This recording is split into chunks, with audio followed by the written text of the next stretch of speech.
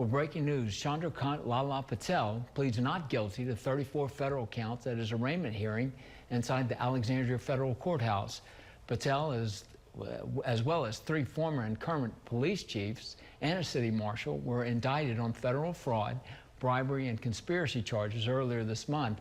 Our KALB joins us from the Alexandria Federal Courthouse.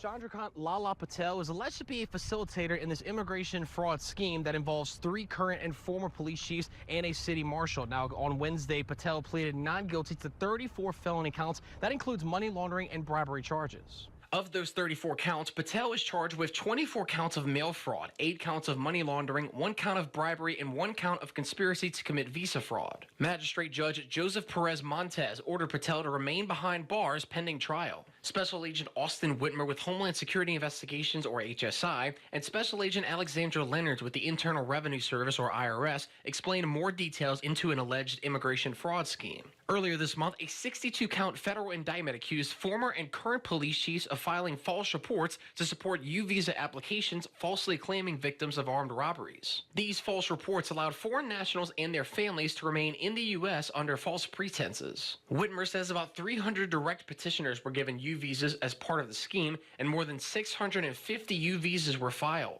According to Whitmer, Patel acted as a facilitator in fabricating police reports to falsely document crimes that never occurred, which included a large amount of armed robberies that tipped off authorities. This allowed foreign nationals to apply for protected immigration status. Leonards testified that when questioned on the fraud scheme, Patel did not tell the truth until after almost 2 hours of interrogation. Patel is a citizen of the country of India and was on advanced parole status before his arrest. A trial date has not been set yet for Patel. As for the other defendants involved in this case, their court cases have not been identified as of yet. Reporting in Alexandria for KALB, I'm Colin Vidros. And Patel is represented by Eric H. Hayes from Rojas and Associates in Baton Rouge.